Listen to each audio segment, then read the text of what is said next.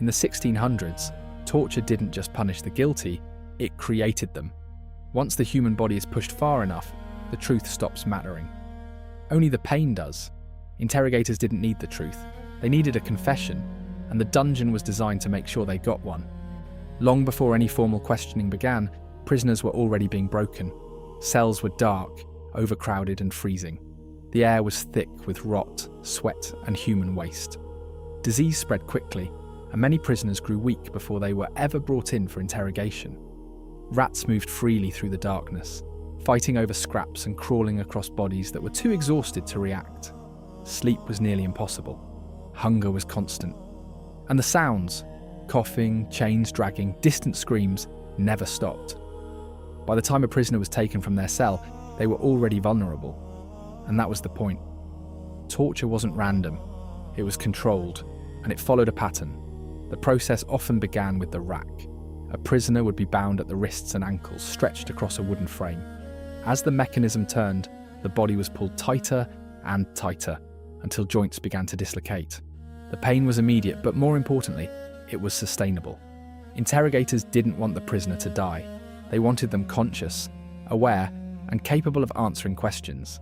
The stretching would often be paused, giving just enough relief for the prisoner to think it might stop. Then it would begin again. At that point, the goal wasn't resistance, it was survival. Under that level of pain, the human brain doesn't focus on truth, it focuses on escape. If saying yes makes the pain stop, even for a moment, the answer becomes obvious. This is why so many confessions in the 1600s were unreliable. Not because people were weak, but because the system was designed to make resistance impossible. Other devices reinforced this process in different ways. The Iron Maiden, for example, wasn't always meant to kill. It was meant to intimidate and injure. The slow closing of the door, the certainty of what was about to happen, created a level of psychological pressure that could break a person before the device was even fully used.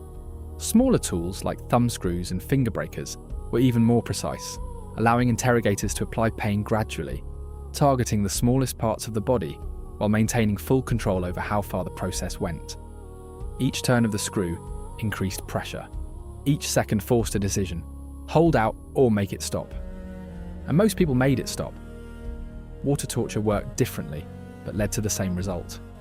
By simulating drowning, it triggered panic at a fundamental level. The body reacted instantly, overriding logic and reason.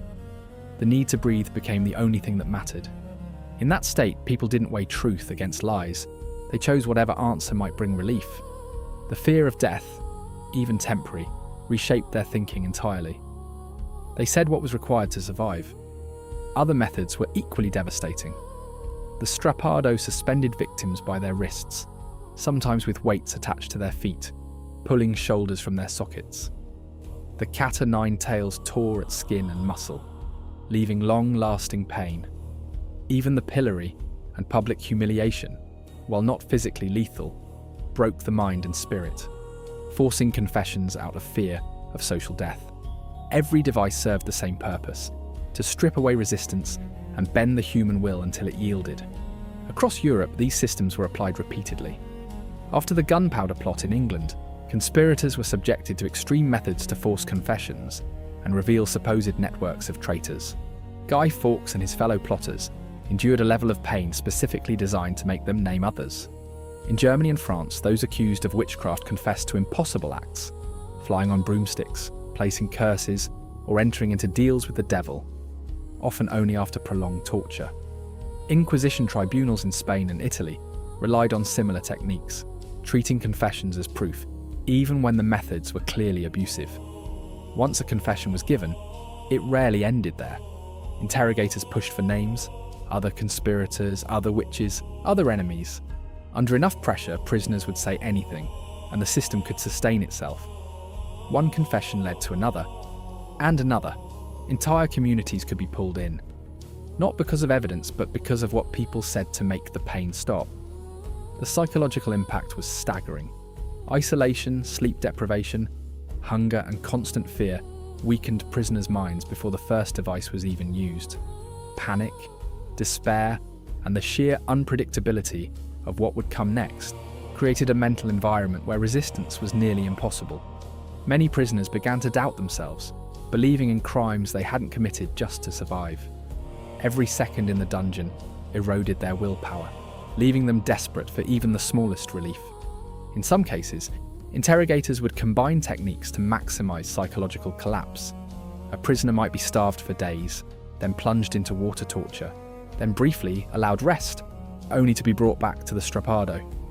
Each cycle was calculated to break resistance without killing the victim outright. The goal was not to destroy bodies, though many were permanently maimed. It was to destroy certainty, making a person confess to anything. Outside the dungeons, the consequences extended further. Families and communities lived in fear. Rumours spread faster than facts, and the knowledge that anyone could be coerced into confessing kept the population obedient. Torture shaped society, teaching that power and authority could wield unimaginable cruelty, and that guilt mattered less than submission. People began to police themselves and others, spreading the web of fear even beyond the prison walls. For those who survived, the damage didn't end with the interrogation. Bodies were left broken, dislocated joints, crushed bones, permanent injuries. The mind was often even worse off. Survivors lived with the knowledge that they had confessed to things they hadn't done, yet those confessions were already used against others. The guilt, shame, and trauma lasted a lifetime. Some were haunted by the idea that they had condemned neighbours or friends, believing their own coerced words were truth. Others became withdrawn, unable to function in ordinary society. Over time, the repetition of false confessions began to expose the system's flaws. If anyone could be made to confess to anything, then how could justice be trusted? These revelations gradually helped drive legal reforms, moving societies toward evidence-based trials and reducing reliance on torture to extract confessions. But for thousands of victims, these changes came too late. Even high-ranking officials and religious authorities were not immune to the system's corruption. Confessions obtained under torture could be leveraged politically, creating false narratives that served rulers and inquisitors. Entire plots were fabricated based on coerced statements, resulting in executions and punishments that were entirely based on lies.